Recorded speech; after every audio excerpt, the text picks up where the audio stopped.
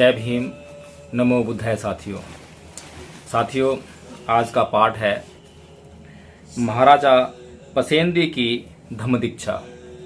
इस पाठ को पढ़ने से पहले आपको मैं बता दूं कि इस पाठ के बाद हम कुछ विशेष चर्चा करेंगे। जैसा कि मैं आपको बताता हूं कि आप मुझे कमेंट करके बताएं कि मेरे जो वीडियो है, जो पाठ है, जो उसका विश्लेषण किया है, या पाठ में से आपको कुछ समझ में नहीं आया है, तो कमेंट बॉक्स में आप लिख कर बताएं कि क्या आपको समझ में नहीं आया है या क्या गलत है और क्या सही है। तो इसी के मार्फत 3 कमेंट आए हैं जो कि मुझे लगा कि उनको कोट कर लेना चाहिए। एक वॉइस ऑफ ओबीसी है जिन्होंने लिखा है कि आपका वक्तव्य त्रुटिपूर्ण है। ऐसा प्रतीत होता है कि आप ईसा से 600 वर्ष पूर्व ब्राह्मण को प्रतिस्थापित करना चाहते हैं और आप ब्राह्मण को प्रतिस्थापित कर रहे हैं, इसलिए ठीक नहीं कर रहे हैं। ये जो महाराजा बिंबिसार की जो धम्म दीक्षा का जो पाठ था, जिसमें 12 लाख ब्राह्मणों की धम्म दीक्षा की बात कही गई थी, ये शायद उसके बारे में ये कमेंट कर रहे हैं। और जो कि भगवान बुद्ध और उनका धम्म, जो कि परम पूज्य बाबा साहेब डॉक्टर भीमराव अम्बेडकर ने स्वयं अपने हाथ से लिखी है, जो कि इंग्लिश में लिखी थी, उसका जो अनुवाद है हिंदी में, वो मैंने पढ़ा था और इस पर चर्चा करेंगे। इसके अलावा जो है एक कमेंट है राकेश कुमार जी का।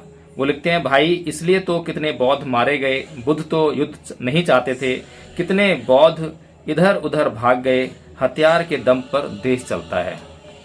तीसरा कमेंट है सुरेंद्र चंदेल जी का, जो ये कहते हैं कि शांति की अपील सिर्फ सुनने के लिए ठीक लगती है। आज सेना और संविधान है, इसलिए आप मंच पर बात कर रहे हैं। वक्त के साथ धर्म के पैमाने भी तय होते हैं। तो साथियों, ये जो 3 कमेंट्स हैं, इन पर हम इस पाठ के बाद चर्चा करेंगे। सबसे पहले हम ये पाठ पढ़ लेते हैं। इस पाठ में क्या लिखा है, बहुत ही महत्वपूर्ण पाठ है। जब राजा पसेंदी को यह पता चला कि बुद्ध पधारे हैं, तो वे अपने राजकीय रथ पर सवार होकर जेतवन पहुंचे। दोनों हाथ जोड़कर नमन करने के पश्चात उन्होंने कहा, मेरा अयोग्य सा और अंधकारमय राज्य धन्य हो गया कि इसे आपके आगमन का गौरव प्राप्त हुआ है। आपके समान संसार के स्वामी, धम्म राजा और सत्य के अधिपति के रहते मेरे राज्य पर विपत्तियां और संकट कैसे आ सकते हैं। मुझे आपके धम्मोपदेश रूपी निर्मल जल का पान करने का अवसर प्राप्त हो। सांसारिक संपत्ति अनित्य है और नाशवान है, किंतु धम्म रूपी लाभ अनंत है और नाशवान नहीं है। एक सांसारिक आदमी भले ही वह राजा हो, दुख से भरा होता है, किंतु एक साधारण आदमी जो निर्मल है, मन की शांति प्राप्त कर लेता है, सुखी रहता है। धन लोलुपता और काम भोग की प्रवृत्ति से दबे हुए राजा के चित्त की अवस्था को जानकर तथागत ने उपदेश दिया। जिनका जन्म निम्न स्थिति में हुआ है, वे भी जब किसी गुणवान आदमी को देखते हैं तो उनके मन में उसके प्रति आदर की भावना पैदा हो जाती है। तो फिर जिसने कुशल कर्म अर्जित किए हैं, ऐसे स्वतंत्र राजा को इससे और अधिक ऐसा क्या अनुभव करना चाहिए। और अब जबकि मैं संक्षेप में धम्म की व्याख्या कर रहा हूँ, तो महाराज मेरे शब्दों को सुने, समझें और उसे हृदयस्थ करें। हमारे कुशल यानी अच्छे या अकुशल यानी बुरे कर्म लगातार छाया की तरह हमारा पीछा करते रहते हैं। जिस चीज की सर्वाधिक आवश्यकता है वह है मैत्रीपूर्ण हृदय। अपनी प्रजा को अपनी इकलौती संतान के समान समझें। उन्हें उत्पीड़ित ना करें, उन्हें नष्ट ना करें। अपने शरीर के सभी अंगों को संयत रखें। कुमार्ग छोड़कर सन्मार्ग पर चलें। दूसरों को कुचलकर अपने को ऊपर ना उठाएं। दुखी को आराम दें और उसे मित्र बनाएं। ना तो राजकीय प्रतिष्ठा को अधिक महत्व दें और ना ही चापलूस लोगों की मीठी बातें सुने। अपने आप को काय क्लेश द्वारा पीड़ित करने से कुछ लाभ नहीं होने वाला, लेकिन धम्म पर चिंतन करें और सही सिद्धांत को समझें। हम चारों ओर से शोक तथा दुख और राग की चट्टानों से घिरे हुए हैं और सद्धम्म पर विचार करने से ही हम इस दुख भरे पर्वत से मुक्त हो सकते हैं। तब अन्याय करने में क्या लाभ है? जो बुद्धिमान हैं वे भी शारीरिक ऐशो आराम की अपेक्षा करते हैं। वे कामनाओं से दूर रहकर अपने आध्यात्मिक अस्तित्व को विकसित करने में लगे रहते हैं। जब कोई वृक्ष भयानक आग से जल रहा हो तो पक्षी उस वृक्ष पर कैसे एकत्रित हो सकते हैं? जहाँ राग है वहाँ सत्य कैसे रह सकता है? इस ज्ञान के बिना किसी विद्वान की ऋषि के रूप में भले ही प्रशंसा की जाती हो, किंतु वह अज्ञानी ही है। जिसे यह ज्ञान प्राप्त है उसे ही सच्ची प्रज्ञा की प्राप्ति होती है। इस पय्या यानी प्रज्ञा की प्राप्ति ही एक आवश्यक उद्देश्य है। इसकी अपेक्षा जीवन की असफलता की द्योतक है। सभी मतों की शिक्षाओं का यही एक केंद्र बिंदु होना चाहिए, क्योंकि इसके बिना सब निरर्थक है। यह सत्य केवल पवजितों के लिए ही नहीं है, इसका संबंध प्रत्येक मानव से है। भिक्खु और गृहस्थ से एक समान है। भिक्खु में और गृहस्थ में मूलतः कोई भेद नहीं है। भिक्खु भी पतित होकर विनाश को प्राप्त होते हैं और ऐसे साधारण गृहस्थ भी हैं जो भिक्खु के पद तक पहुंच जाते हैं। कामना का ज्वार प्रवाह एक खतरा है जो सभी के लिए समान है। यह संसार को बहा कर ले जाता है। जो एक बार इसके भंवर जाल में फंस जाए उसका बच निकलना कठिन होता है। लेकिन पय्या यानी प्रज्ञा एक उपलब्ध नौका है और विचार शक्ति उसकी पतवार है। धम्म का यही घोष आपको मार रूपी शत्रु के प्रहार से बचाने के लिए पुकारता है। क्योंकि कुशल और अकुशल कर्मों के फल से बच निकलना असंभव है, इसलिए हमें कुशल कर्म ही करने चाहिए। हम अपने विचारों पर दृष्टि रखें ताकि हमसे कोई बुरा काम ना हो जाए, क्योंकि जैसा हम बोएंगे वैसा ही हम काटेंगे। प्रकाश से अंधेरे में और अंधेरे से प्रकाश में जाने का मार्ग है। अंधेरे से और भी अधिक गहन अंधेरे में जाने के भी मार्ग हैं और उदित प्रकाश से अधिक चमकीले प्रकाश में जाने के भी मार्ग हैं। बुद्धिमान मनुष्य ज्ञान रूपी प्रकाश का उपयोग करेगा, क्योंकि उसे और अधिक प्रकाश प्राप्त करना है। वह लगातार सत्य और ज्ञान की ओर अग्रसर होता रहेगा। वह लगातार सत्य के ज्ञान की ओर अग्रसर होता रहेगा। सदाचरण द्वारा अपनी श्रेष्ठता का प्रदर्शन करो और कार्य कारण सिद्धांत के अभ्यास द्वारा सांसारिक भौतिक वस्तुओं की तुच्छता पर गहराई से विचार करो और जीवन की अस्थिरता को समझो। अपने विचारों को ऊंचा उठाओ और दृढ़ उद्देश्य के लिए सच्ची श्रद्धा प्राप्त करो। राजधर्म के नियमों का उल्लंघन मत करो। तुम्हारी प्रसन्नता का आधार बाह्य पदार्थ नहीं, बल्कि तुम्हारा अपना मन ही होना चाहिए। इस प्रकार तुम्हारा यश आगे युगों तक अमर रहेगा। राजा ने बहुत आदर से तथागत के वचनों को हृदयंगम किया और जीवन पर्यंत उपासक बनने की शपथ ग्रहण की।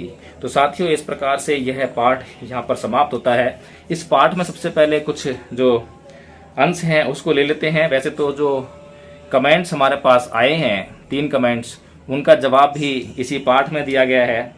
इसमें एक चीज है, इसमें जो एक पॉइंट नंबर 6 है जिसमें लिखा है कि जिनका जन्म निम्न स्थिति में हुआ है वे भी जब किसी गुणवान आदमी को देखते हैं तो उनके मन में उसके प्रति आदर की भावना पैदा हो जाती है। तो फिर जिसने कुशल कर्म अर्जित किए हैं ऐसे स्वतंत्र राजा को इससे और अधिक क्या अनुभव करना चाहिए। तो साथियों, जब हम बुद्ध को नमन करते हैं और कहते हैं पाली में कि नमो तस्य भगवतो अर्हतो सम्मा संबुद्धस्य, यानी कि मैं उन अर्हत सम्यक संबुद्ध को नमन करता हूँ जिन्होंने अपनी 6 इंद्रियों पर नियंत्रण स्थापित करके अपने भीतर से सभी प्रकार के काम, क्रोध, मोह, लोभ, द्वेष, तृष्णा, ईर्ष्या आदि सभी बुराइयों को निकाल बाहर किया है और अपने चित्त को परिशुद्ध किया है। तो साथियों, ऐसी महानतम शख्सियत को हम लोग नमन नहीं करें तो क्या करेंगे। और ऐसी महानतम शख्सियत को नमन करना बिल्कुल बनता है, जायज है। जब आज हम किसी भी साधारण व्यक्ति जिसने कुछ ही पुण्य कर्म किए हों, अच्छे कर्म किए हों, उनके सामने हम श्रद्धा से झुक जाते हैं, तो ऐसे महानतम व्यक्ति को जिसने अपनी 6 इंद्रियों पर पूर्णतः नियंत्रण स्थापित किया हो और संसार को वह मार्ग उसका प्रशस्त किया हो, उस पर चलकर वह भी उस निब्बान रूपी मुक्ति को पा सकता हो, तो ऐसे शख्सियत को तो नमन करना बनता ही है। तो साथियों, अब कमेंट्स ले लेते हैं, और अगर इसमें से कुछ और यदि किसी को समझ में ना आया हो तो फिर से कमेंट बॉक्स में आप कमेंट कर बता देंगे कि क्या समझ में नहीं आया है। और इसी तरह की टिप्पणी आप कर सकते हैं, कुछ भी कटाक्ष कर सकते हैं।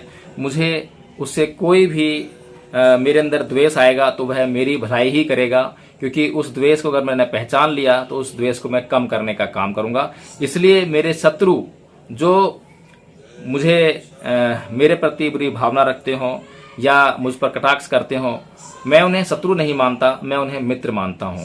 वे मेरे मित्रों से बढ़कर भी मित्र हैं, क्योंकि मेरे मित्र कभी मुझे वो मेरे अंदर जो दोष छुपे हुए हैं, काम, क्रोध, मोह, लोभ, द्वेष, तृष्णा, ईर्ष्या के, वे मुझे कभी भी उनको दिखाने का काम नहीं करते हैं, क्योंकि वो मेरे प्रति कभी भी अप्रिय वचन नहीं बोलते हैं जिससे कि मुझे द्वेष पैदा हो, क्रोध पैदा हो।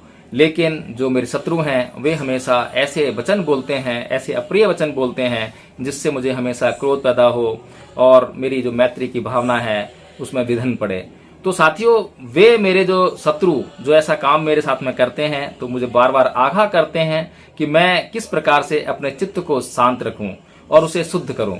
तो मैं इसीलिए आपको फिर से आमंत्रित करता हूं कि इस प्रकार किसी भी भाषा में, अच्छा हो कि भाषा शालीन हो, सभ्य हो, लेकिन आप कितनी भी द्वेष से भरकर आप भाषा लिख सकते हैं, मुझे कोई दिक्कत नहीं है, मैं उसे पढ़कर आपको उसका उत्तर अवश्य करूंगा। तो साथियों, जो पहला जो कमेंट है कि आपका वक्तव्य त्रुटिपूर्ण है, यानी कि जो ब्राह्मणों की जो बात की है, पहली बात तो यह है कि यह ब्राह्मणों की बात मैंने नहीं की है, यह परम पूज्य बाबा श्री डॉक्टर भीमराव अम्बेडकर ने स्वयं अपने ग्रंथ बुद्धा एंड हिज धम्मा में लिखी थी, इंग्लिश में लिखी थी, जिसका अनुवाद सबसे पहले भदंत आनंद कौशलायन जी ने किया, और उसके बाद ढेरों अनुवाद जो हैं आज उपलब्ध हैं। लेकिन सभी एक ही बात कहते हैं कि उस वक्त 12 लाख ब्राह्मणों ने दीक्षा ग्रहण की थी, और यह संभव भी है। मगध राज बिंबिसार, उनका राज्य इतना बड़ा है, विशाल है, कि वहां पर जो 12 लाख ब्राह्मण होना कोई बड़ी बात नहीं है। तो ब्राह्मण बुद्ध के धम्म को ग्रहण करते हैं, और जो सत्य है उसको सत्य ही स्वीकार करना चाहिए। ब्राह्मण हम कहते हैं, लेकिन कोई भी व्यक्ति ब्राह्मण नहीं है, क्षत्रिय नहीं है, शूद्र नहीं है।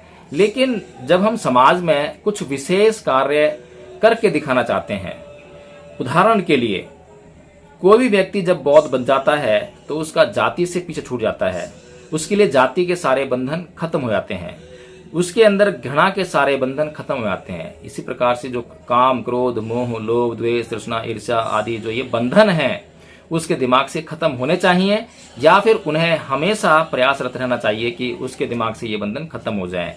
तो इसीलिए जो हम संबोधन करते हैं कि जैसे कि मान लीजिए कि हमें किसी एक पार्टिकुलर, किसी कॉलोनी के किसी पार्टिकुलर इलाके में काम करना है, किसी विशेष वर्ग के उत्थान के लिए काम करना है, तो हम चिन्हित कैसे करेंगे? उदाहरण के लिए हम ये देखते हैं कि हमें वाल्मीकि समाज को अंधकार से प्रकाश की ओर लेकर आना है। तो वाल्मीकि समाज क्योंकि अंधकार में है, अब जो अंधकार में है उसको चिन्हित कैसे किया जाएगा? एक कॉलोनी का एक पार्टिकुलर हिस्सा अंधकार में है और वो किसी विशेष बातों से जाना जाता है, तो उन विशेष बातों को चिन्हित किया जाएगा।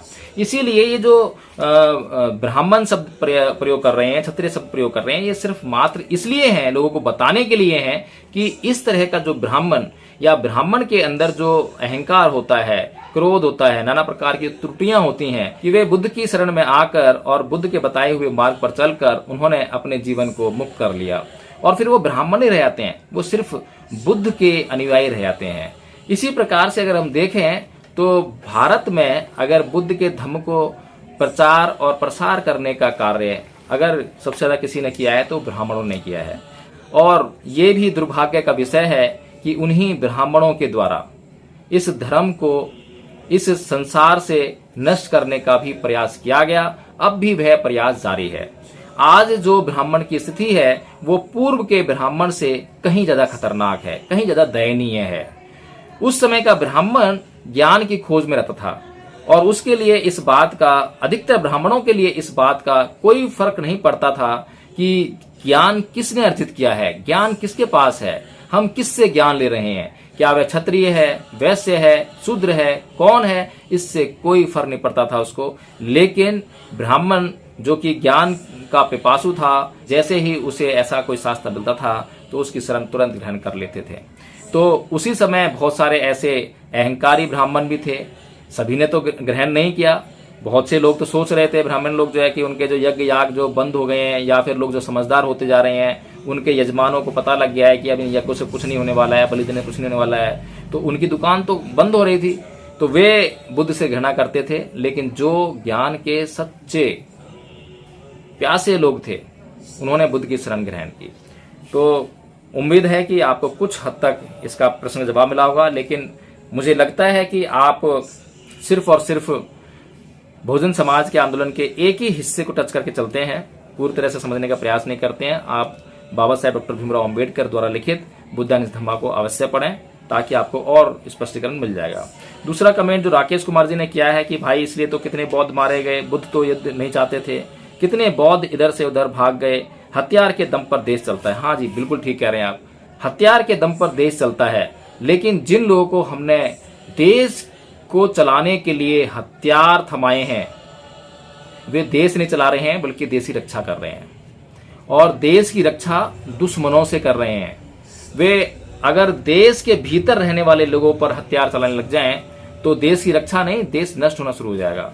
तो आपको यह समझना चाहिए कि बुद्ध ने कभी भी उचित हिंसा से इनकार नहीं किया है। आपको ये समझ में आना चाहिए, आप धम्म को समझते नहीं हो और धम्म को समझे बगैर ही आपने टिप्पणी कर दी है, कोई बात नहीं, you are most welcome here. तो सबसे पहली बात हम ये समझें कि बुद्ध ने जो पाणातिपाता बेरमणि सिक्खा पदं समादियामि कहा, वो उपासकों के लिए उसके मायने अलग हैं और भिक्खु संघ के लिए उसके मायने अलग हैं। उपासकों को अपने सेल्फ डिफेंस में उचित हिंसा करने के लिए कभी नहीं रोका है, वहीं पर भिक्खु संघ को किसी भी सूरत में हिंसा नहीं करने के लिए कहा गया है, क्योंकि दोनों के उद्देश्य भिन्न हैं। जहां पर गृहस्थ व्यक्ति अपने जीवन में गृहस्थ जीवन को चलाता है, उसका परिवार होता है, उसके बच्चे होते हैं, उसके अड़ोसी हैं, पड़ोसी हैं, रिश्तेदार हैं, नाना प्रकार के उससे संबंध हैं, सबका समन्वय उसको बना के रखना पड़ता है। और उसका उद्देश्य इस जीवन से मुक्ति पाना नहीं है, बल्कि इस जीवन में धम्म का लाभ लेते हुए जीवन को सुखमय तरीके से जीना है। जबकि जो भिक्खु है, उसका जो लक्ष्य है, उसने जो वेश धारण किया है, उसने जो घर त्यागा है, उसका जो मकसद है, उसका जो उद्देश्य है, वो निर्वाण प्राप्त करना है। अगर किसी भिक्खु का उद्देश्य निर्वाण प्राप्त करना है, तो उसके पास किसी भी प्रकार के हथियार की कोई आवश्यकता रह ही नहीं जाती है, क्योंकि उसके भीतर अगर तनिक सा भी डर या भय किसी के भी प्रति रहा, तो वह कभी निर्वाण प्राप्त कर ही नहीं सकता। उसको सबसे पहले अपने आप को हर प्रकार के भय से मुक्त करना होता है। आप बुद्ध जो कि पूरी तरह से मुक्त थे, उनका पूरा जीवन देखें तो नाना प्रकार के हमले उनके ऊपर हुए, नाना प्रकार की हिंसा उनके साथ में की गई, लेकिन उन्होंने कभी भी किसी भी हिंसा का जवाब किसी हथियार से नहीं दिया, क्रोध से नहीं दिया, बल्कि संयम से दिया, धैर्य से दिया, अधिष्ठान से दिया, और हर बार वो विजयी हुए। इसीलिए बुद्ध ये नहीं कहते हैं कि सभी लोग मुक्त हो गए हैं। जो लोग मुक्त हो गए हैं वो तो अहिंसा का पालन पूरी तरह कर ही सकते हैं, उन्हें तो किसी से भय नहीं है। लेकिन जो भी मुक्त नहीं हुए हैं, अब किसी व्यक्ति को अगर हम प्रशिक्षित कर दें बंदूक चलाने के लिए, और एक व्यक्ति को हम प्रशिक्षित ना करें, उसको बंदूक चलाना आता ही नहीं है, क्या दोनों को हम सीमा पर भेज दें तो दोनों सेम व्यवहार कर पाएंगे क्या? एक व्यक्ति जो पूरी तरह से प्रशिक्षित है, जो बंदूक चलाना जानता है, वह दुश्मनों का सामना आराम से कर सकता है, लेकिन जो व्यक्ति प्रशिक्षित ही नहीं है, वह मारा जाएगा। इसीलिए जो बुद्ध के धम्म पर चलने का जो पूरी तरह से जो कार्य कर रहा है, वो भिक्खु है। वो प्रशिक्षण के ट्रेनिंग में है, और ट्रेनिंग लेकर जो है वो प्रशिक्षित होता है और नियमों पर चलने का काम करता है, और उसके लिए नियम है, ये उसका संकल्प है ये उसके लिए। लेकिन जो गृहस्थ है वो प्रशिक्षित नहीं है, वह 24 घंटे उसका प्रशिक्षण नहीं ले रहा है। जैसे भिक्खु संघ में शामिल हो गया, अब उसको सिर्फ इसी का अभ्यास करना है, मैत्री का अभ्यास करना है और अन्य चीजों का अभ्यास करना है, लेकिन गृहस्थ को नहीं करना है। गृहस्थ को अपने काम करने हैं। तो गृहस्थ ने अगर सांप देखा और उसको लगता है कि उसके परिवार को सांप से कष्ट हो सकता है, हानि हो सकती है, तो वह सांप की हत्या भी कर सकता है। वहीं पर अगर भिक्खु सांप को देखे तो किसी भी हालत में, चाहे किसी को कष्ट हो, कुछ भी हो, लेकिन वो उसकी हत्या नहीं करेगा। वह प्रयास करेगा कि उस सांप को पकड़कर या सांप को वहां से किसी उचित स्थान पर भेज दे। लेकिन कभी भी जिन व्यक्तियों के अंदर पूरी तरह से मैत्री स्थापित हो जाती है, उन्हें किसी से भय नहीं रहता। कोई भी विषैला पदार्थ या विषैला जीव उनको जो है नुकसान नहीं पहुंचाता है। इसको आप जब समझ पाएंगे जब आप अपने भीतर मैत्री धारण करने का अभ्यास करेंगे। एक छोटा सा काम करके देख लेना आप जो है कि जब कोई आपको गाली दे तो आप मुस्कुरा कर देख लेना। जब कोई आपको गाली दे तो आप हंसकर, बिल्कुल स्थिर होकर, मुस्कुराकर आप उनसे जरा गाली देने का कारण पूछ लेना। बस इतना कर लेना। ये जो बात बताई है, इस बात का मतलब ये नहीं है कि आपके अंदर मैत्री आ गई है, लेकिन इतना भी करके देख लेना, आपको उतनी ही जो बात है, जिस बात में मैत्री है, शब्दों में ही मैत्री है, उन शब्दों का ही प्रभाव आपको स्पष्ट हो जाएगा कि उन शब्दों का कितना फर्क है। आप कभी करके देखिएगा ये जो है। तो जो लोग दिन रात मैत्री का अभ्यास कर रहे हैं और अपने आप को मैत्री से परिपूर्ण कर रहे हैं, तो उनको कौन सा जीव हानि पहुंचा पाएगा। तो ये समझने वाली बात है। इसी प्रकार जो तीसरा कमेंट आया सुरेंद्र चंदेल जी का, उन्होंने लिखा कि शांति की अपील सिर्फ सुनने के लिए ठीक लगती है। आज सेना और संविधान है, इसलिए आप मंच पर बात कर रहे हैं। वक्त के साथ धर्म के पैमाने भी तय होते हैं। साहब, वक्त के साथ धर्म के पैमाने तय नहीं होते हैं। धर्म तो शाश्वत है, सार्वभौमिक है, सर्वकालिक है। धर्म हमेशा एक जैसा बना रहता है। जिसकी आप बात कर रहे हैं वो संप्रदाय है। वह जो हर पल बदल जाए, कपड़े पहनने से बदल जाए, या फिर जो आपने मूछें रख ली, दाढ़ी रख ली, आपने बाल किस पर रखे हुए हैं, इन बातों से बदल जाए, किन लोगों के साथ में आपने गुट बनाया है, इस बात से बदल जाए, किन मंत्रों का आप उच्चारण कर रहे हैं, क्या शब्द बोल रहे हैं, इन बातों से जो बदल जाती है चीज, वो संप्रदाय है, वो धर्म नहीं है। धर्म क्या है? धर्म है सब पापस्य अकर्णं कुशलस्य उपसंपदा स्थित परितपनं एतं बुद्धानुशासन, कि किसी भी प्रकार का बुरा कर्म न करना और सभी प्रकार के अच्छे कर्म करना, और बुरे और अच्छे के भेद को पहचानने के लिए अच्छे और सच्चे चित्त का निर्माण करना, उसका संचय करना, ये धर्म है। धर्म की परिभाषा जो है वो बिल्कुल डिफरेंट है।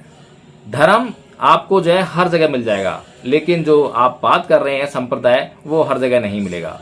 हिंदुओं में हिंदुओं संप्रदाय मिलेगा, मुसलमानों में मुसलमानों का मिलेगा, सिखों में सिखों का मिलेगा। और इनकी खासियत ये है कि हिंदू संप्रदाय के लोग हिंदुओं को ही पसंद करेंगे, मुस्लिम संप्रदाय के लोग मुस्लिम्स को ही पसंद करेंगे, सिख समुदाय के लोग सिख समुदाय में ही पसंद करेंगे। वे हो सकता है कि आपके साथ में मैत्रीपूर्ण व्यवहार करें, लेकिन वो हमेशा ये चाहेंगे कि आप भी सिख बन जाएं, आप भी हिंदू बन जाएं, आप भी मुसलमान बन जाएं, आप भी ईसाई बन जाएं। हर एक व्यक्ति की यही चेष्टा रहती है कि वो मेरे गुट में शामिल हो जाए, वे मेरे मत को स्वीकार कर लें, वे मेरे विचार को स्वीकार कर लें। इस प्रकार की जो बातें हैं वो सांप्रदायिकता है। लेकिन जो व्यक्ति इन बातों से कोई संबंध नहीं रखते हैं, लेकिन लोगों में गुणों को पैदा करने का कार्य करते हैं, लोगों को अच्छे काम करने के लिए करते हैं और एकदम छोटे प्रेरित हैं, धार्मिक लोग आपको चाहिए। और हम इस बात क्योंकि सेना और संविधान है, तो सेना शांति के लिए है, सेना अहिंसा के लिए है, सेना हिंसा के लिए नहीं है। आप हिंसा को हिंसा से कभी भी समाप्त नहीं कर सकते हैं। ना ही वेरेन वेराने समन्तित कुदाचनं अवेरेन चै समन्ति ऐस धम्मो सनातनो, यानी कि वैर से वैर कभी शांत नहीं होता। आप भी इस बात से इनकार नहीं कर सकते। क्रोध से कभी क्रोध शांत नहीं हो सकता। हमेशा क्रोध को शांत करने के लिए उसमें क्षमा चाहिए, हमेशा वैर को शांत करने के लिए अवैर चाहिए, तभी शांत हो सकता है। आप कितना प्रयास कीजिए, आप सेना से कब तक जीतेंगे? सेना का इस्तेमाल होता है। और बुद्ध के साथ में आप देखें, महाराजा कौशल के जो कौशल प्रदेश था, जो उसके महाराजा थे पसेंदी और मगधराज बिंबिसार थे। दोनों के राज्य में सेनाएं थीं। बुद्ध के ये अनुयायी थे, लेकिन बुद्ध ने क्या इनको कभी सेना रखने से मना किया? लेकिन एक बार, दो बार बल्कि ऐसे संदर्भ स्थापित हुए, ऐसे प्रकरण हुए कि एक बार राजा पसेंदी के सेनापति और उनके जो सेना के कुछ लोग, वहां जो युद्ध होने वाला था उससे भाग कर और भिक्खु बन गए, भिक्खु संघ में शामिल हो गए, उनकी पवज्जा भी हो गई। और ये शिकायत आई बुद्ध के पास। तब बुद्ध ने यह नियम बनाया कि किसी भी राजकीय कार्य में, राजकीय सेवा में लगा हुआ कोई भी व्यक्ति यदि राजकीय सेवा जब तक चल रही है उसको छोड़कर अगर भिक्खु संघ में शामिल होने आता है तो उसको पवज्जा नहीं दी जाएगी, पहली चीज। दूसरा उदाहरण आता है सिंह सेनापति का। एक बार सिंह सेनापति, जो कि जैन समुदाय से बिलोंग करता था और जैन धर्म में उसका विश्वास था, और जैनी जो है अहिंसा परमो धर्म कहते हैं कि अहिंसा ही परमो धर्म है, और वो अहिंसा को इतना बड़ा मानते हैं कि वो स्वयं की हत्या करवा दें, लेकिन किसी की हत्या नहीं करेंगे, सेल्फ डिफेंस भी नहीं है वहां पर। तो सिंह सेनापति कहता है कि तथागत मुझे ये बताएं कि मुझे युद्धों में जाना पड़ता है और कई बार उपद्रवियों को शांत करने के लिए सैन्य बल का इस्तेमाल करना पड़ता है, मुझे हत्या भी करनी पड़ती है। तो जैसा कि आज आप सेना की बात कर रहे हैं, तो ऐसे में तो मैं धर्म का पालन कर नहीं पाता हूं, तो इससे तो अधर्म हो जाएगा। तो तथागत उसको समझाते हुए कहते हैं कि जो न्यायाधीश बिना राग के, बिना द्वेष के कभी भी किसी भी अपराधी को सजा देता है, और सजा चाहे वो उसको फांसी पर लटकाने की हो, चाहे वो कारावास की हो, तो उसमें उसका कोई दोष नहीं है, उसमें कोई अधर्म नहीं है, क्योंकि उसने उसको उसके कर्म की सजा दी है, ना कि उसने अपने राग से रंजित होकर या द्वेष से द्वेष रंजित होकर उसको सजा दी है। जब न्यायाधीश कोई भी न्याय कर रहा हो तब उसके भीतर किसी प्रकार का राग और द्वेष नहीं होना चाहिए, समता होनी चाहिए, कल्याण की भावना होनी चाहिए, सुधार की भावना होनी चाहिए, तो वह न्याय हो जाएगा। लेकिन अगर वह द्वेष से रंजित है, कोई अपराधी उसके सामने आया और वह अपराधी से पहले ही परिचित था, उसने कभी उसे गाली दी थी, कभी उसने उस पर क्रोध किया था, वह जान रहा है कि हाँ आ गया तो आज मेरे अंटे में, आज तुझे सब सिखाऊंगा, तो वो न्याय नहीं कर पाएगा, क्योंकि वो द्वेष से रंजित है। उसका अपना सेल्फ का जो वहां पर जो निकल कर आया है कि उसका जो अपना उससे जो संबंध निकला है अपराधी से, वह उसके न्याय में बाधा है। तो इसीलिए ये समझना चाहिए सुरेंद्र कुमार चंदेल जी कि आपने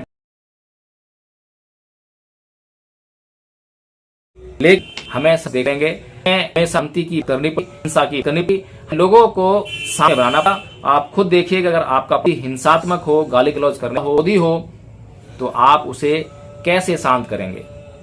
आप उसे क्रोध करेंगे तो और उसका क्रोध भड़केगा, आप उस पर जो है और कोई हथियार इस्तेमाल करेंगे तो वह शांत नहीं होगा, क्योंकि हथियार का इस्तेमाल करने से, क्रोध का इस्तेमाल करने से, गाली गलौज करने से आदमी का अपमान होता है, आदमी को अपमान महसूस होता है, और जब आदमी को अपमान महसूस होता है तो वो शांत नहीं होता, अशांत होता है, बदले की भावना उसके अंदर आती है, और जब तक बदले की भावना उसके अंदर रहेगी तो वो आपका अनिष्ट करने में लगा रहेगा। लेकिन आपने एक बार उसको क्षमा कर दिया, उसको समझा दिया, उसको बुझा दिया, तो फिर वह कभी भी आपके भीतर, उसके भीतर बदले की भावना नहीं होगी, और आप भी निश्चित होकर अपने घर में सो सकेंगे कि मेरे पड़ोसी के भीतर मेरे प्रति किसी भी प्रकार की बदले की भावना नहीं है, मैंने कभी उसका अनिष्ट नहीं किया है, मैंने हमेशा उसकी सहायता की है और वह भी मेरी हमेशा सहायता करता है, जिससे कि यह स्पष्ट होता है कि उसके भीतर मेरे प्रति कोई भी किसी भी प्रकार का द्वेष नहीं है। तो इस प्रकार की हमें जो है व्यवस्था को पैदा करना है। आज हर व्यक्ति राग और द्वेष की आग से जल रहा है, जिसके कारण समाज जो है हिंसा की आग में जलने के लिए मजबूर है। वो इसीलिए मजबूर है कि जो 3 कमेंट्स मैंने पढ़े हैं उसमें द्वेष ही द्वेष है, द्वेष ही द्वेष है, कहीं पर मैत्री नहीं है। आप एक बार मैत्री को धारण करके देखिए, और बात करनी हो तो और भी आप स्पष्टीकरण के लिए मुझे कमेंट्स में लिखिए कि आपको और क्या इसमें समझ में नहीं आया है, मेरी बात में और क्या आपको गलत लगा है। तो आज मैं वीडियो काफी लंबा हो गया है,